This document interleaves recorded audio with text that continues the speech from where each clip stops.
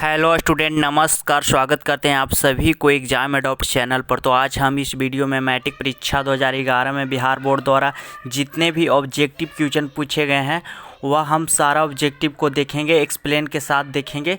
तो चलिए ज़्यादा देर न करते हुए हम सवाल को देखेंगे।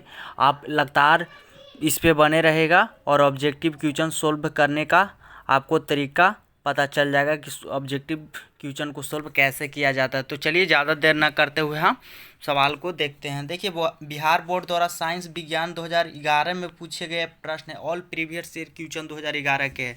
तो चलिए हम लोग ज़्यादा देर ना करते हुए पहले नंबर सवाल को देखते हैं।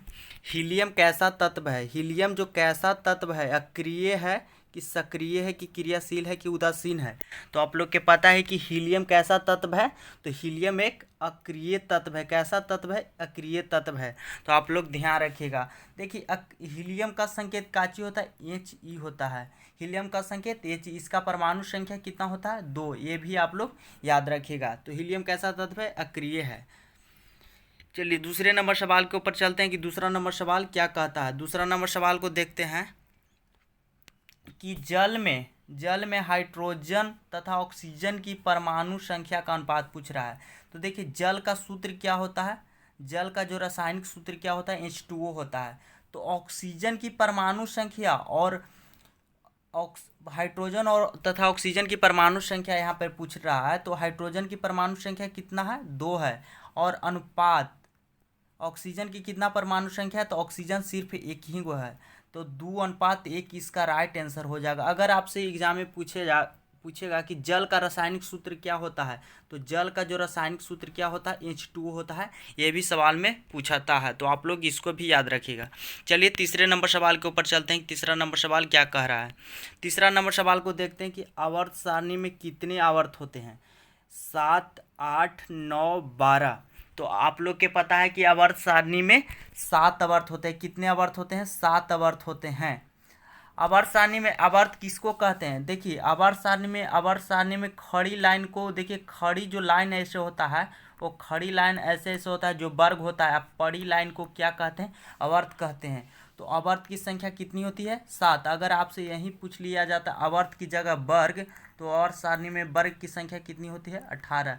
ये भी आप लोग याद रखिएगा। आवर्त सारणी में कितने आवर्त होते हैं? 7। ये भी एकदम कन्फर्म याद करके रखिएगा, एग्जाम में बार बार ये रिपीट होता है। चौथा नंबर सवाल को देखते हैं। सिलिका, देखिए सिलिका क्या है? ऑप्शन ए में दिया है धातु, ऑप्शन बी में दिया है अधातु, सी में दिया है उपधातु कि इनमें से कोई नहीं। तो देखिए सिलिका है, जो सिलिका, देखिए सिलिका बालू को कहते हैं। ये इसका सूत्र SiO2 होता है। बालू का सूत्र क्या होता है? बालू का रासायनिक नाम होता है सिलिका और रासायनिक सूत्र होता है SiO2। तो यह धातु नहीं है, ना अधातु है, ना उपधातु। यह है यौगिक। एक प्रकार के क्या है? यौगिक है। एक प्रकार के क्या है? यौगिक है। तो इसका राइट आंसर डी हो जाएगा, इनमें से कोई नहीं। नोट इसका आंसर हो जाएगा कि इनमें से कोई नहीं। सिलिका एक यौगिक है, धातु नहीं है, ना धातु है, नहीं उपधातु है, नहीं धातु है। ये क्या है? यौगिक है। तो अगर आपसे पूछ लेता कि सिलिका के जगह आपसे पूछ लेता कि सिलिकॉन क्या है, देखिए सिलिकॉन क्या है, तो आप लोग के पता है कि सिलिकॉन का संकेत Si होता है, जो यह उपधातु होता है। अगर सिलिकॉन के जगह सिलिका के जगह अगर सिलिकॉन पूछता, तो यहाँ पर पूछा था कि सिलिका क्या है, तो इनमें से कोई नहीं होगा। सिलिका एक यौगिक है। पाँचवें नंबर सवाल के ऊपर आते हैं। पाँचवा नंबर सवाल पूछा गया था बिहार बोर्ड 2011 में कि OH है, OH क्रियाशील मूलक है। किसका क्रियाशील मूलक है? कीटोन का, कि एल्कोहल का, कि एल्डिहाइड का, कि इनमें से कोई नहीं। तो OH का क्रियाशील मूलक किसका होता है? तो ये एल्कोहल के होता है। किसका होता है? एल्कोहल के होता है। अगर आपसे एल्डिहाइड का क्रियाशील मूलक पूछ लिया जाए, अगर आपसे एल्डिहाइड का क्रियाशील मूलक पूछ लिया जाए, तो एल्डिहाइड का क्रियाशील मूलक क्या होता है? तो एल्डिहाइड का CHO होता है। इसको भी एल्कोहल के क्रियाशील मूलक क्या होता है? OH। ये तो हम लोग देखबे कि कीटोन का क्या होता है? तो CaO किसका होता है? कीटोन का होता है। तो ये भी आप लोग याद रखिएगा कि अगर आपसे पूछ लिया जाए कि CHO किसका क्रियाशील मूलक है, तो एल्डिहाइड का, चाहे ई भी पूछ लिया जाए तो किसका? कीटोन का हो जाएगा। यहाँ पर पूछा था कि OH क्रियाशील मूलक है, तो यह एल्कोहल के मूलक है। छठे नंबर सवाल के ऊपर आते हैं। छठा नंबर सवाल क्या कहता है कि प्रकृति में ऑक्सीजन का संतुलन कैसे बना रहता है? संयोजन क्रिया के द्वारा, कि अपघटन क्रिया के द्वारा, कि प्रकाश संश्लेषण के द्वारा, कि इनमें से कोई नहीं। तो प्रकृति में जो ऑक्सीजन का संतुलन बना रहता है वो प्रकाश संश्लेषण के द्वारा बना रहता है, ऑक्सीजन का संतुलन बना रहता है। चलिए हम 7वें नंबर सवाल के ऊपर आते हैं। 7वां नंबर सवाल क्या कहता है? पौधों में श्वसन की क्रिया के अंतर्गत एडीपी को टूटने से कितनी ऊर्जा मुक्त होती है? कितनी ऊर्जा मुक्त होती है?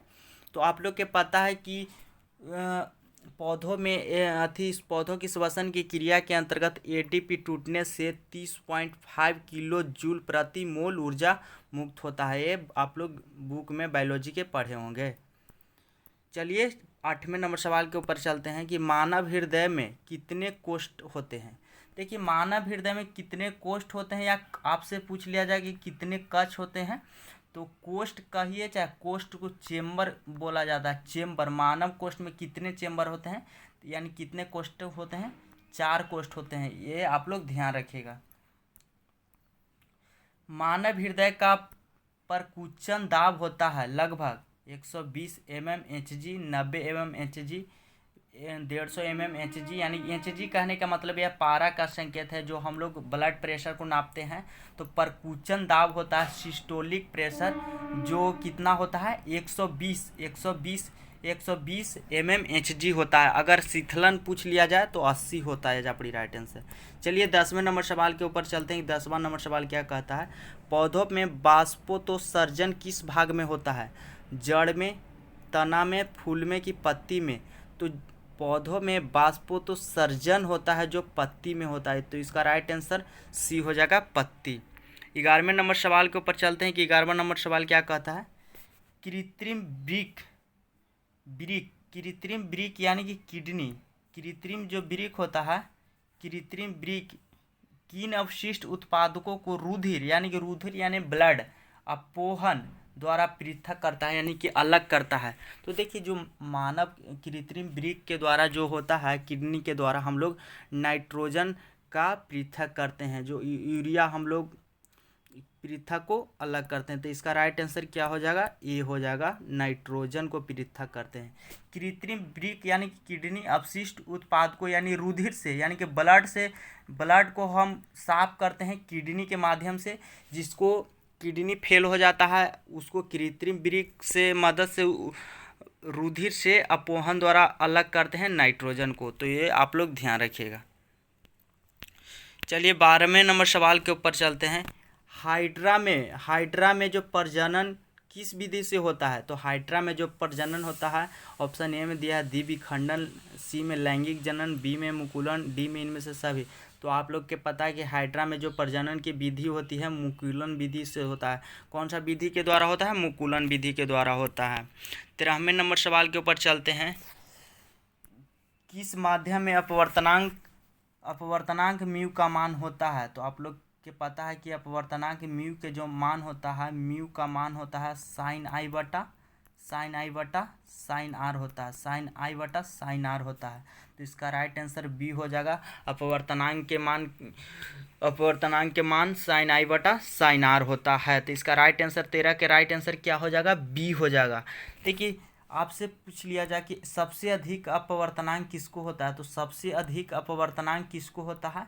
हीरा को सबसे अधिक अपवर्तनांक होता है। कितना अपवर्तनांक हीरा के होता है? 2.42 होता है। ये आप लोग ध्यान रखिएगा।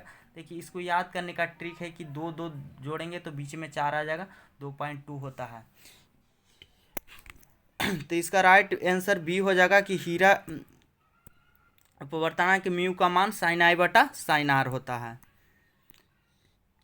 14 नंबर सवाल को देखते हैं कि बिहार बोर्ड द्वारा 2011 में पूछा गया था कि दाढ़ी बनाने में कौन दर्पण उपयुक्त है? माने दाढ़ी बनाने में कौन सा दर्पण का उपयोग करते हैं?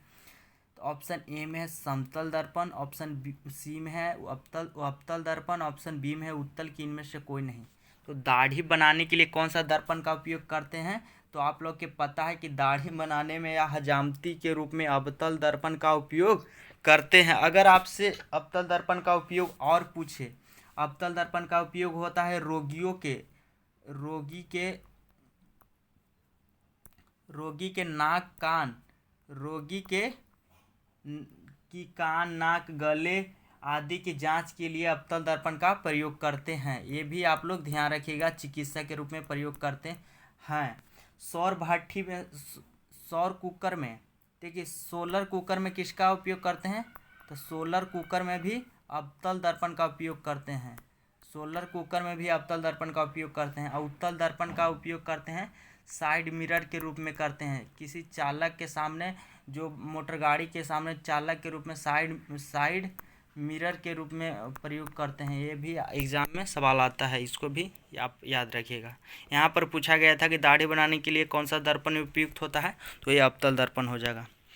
15वें नंबर सवाल को देखते हैं। 15वां नंबर सवाल क्या कहता है कि स्पेक्ट्रम में किस रंग की किरण का झुकाव अधिक होता है।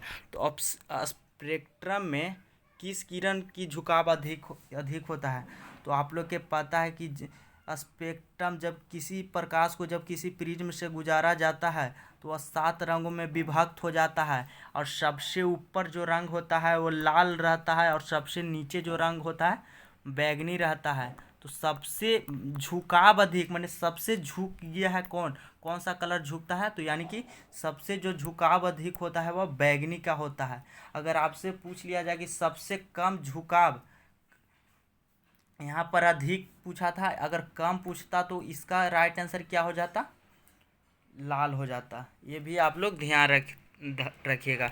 अगर आपसे पूछ लिया जाए कि किस रंग का प्रकाश का तरंगदैर्घ्य सबसे अधिक होगा, तो तरंगदैर्घ्य सबसे अधिक अगर आपसे पूछ लिया जाए तो तरंगदैर्घ्य सबसे अधिक होता है लाल का, और कम अगर पूछ लिया जाए तो कम में क्या हो जाएगा, बैगनी हो जाएगा। इसको भी आप लोग याद रखिएगा।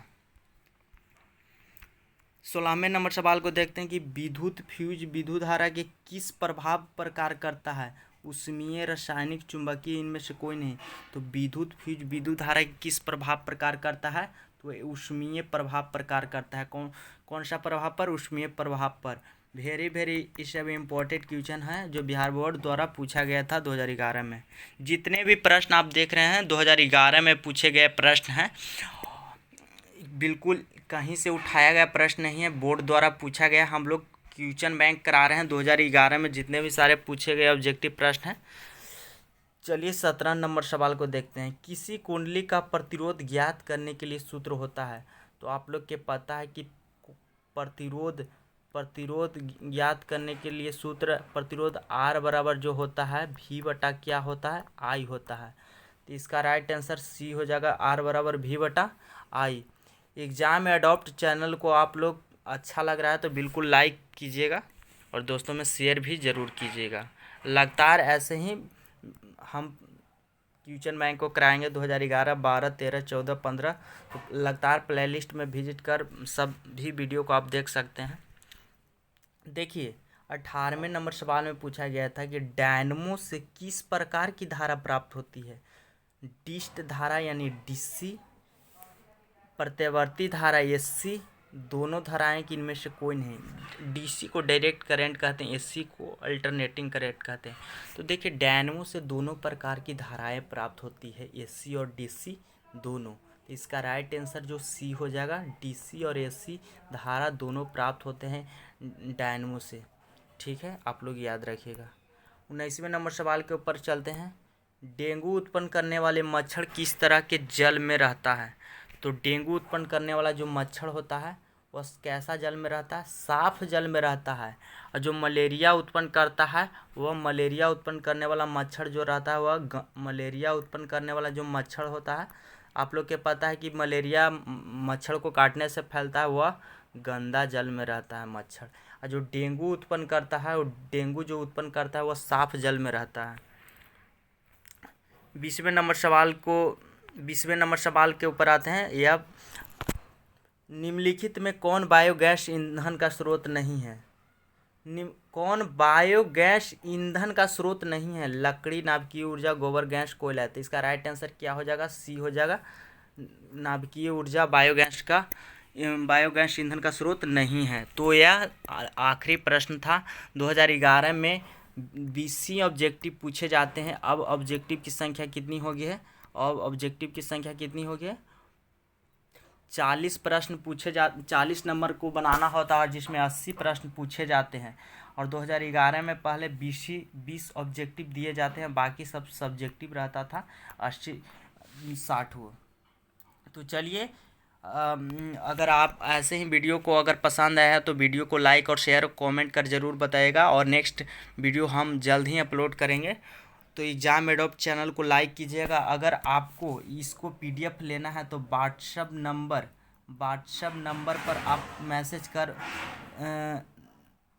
PDF को ले सकते हैं फ्री में 96358। अगर आप किसी क्लास का नोट्स चाहते हैं, फिजिक्स का हो, केमिस्ट्री का हो, तो मैसेज कर आप ले सकते हैं नोट्स। तो चलिए मिलते हैं नेक्स्ट वीडियो में, तब तक के लिए धन्यवाद।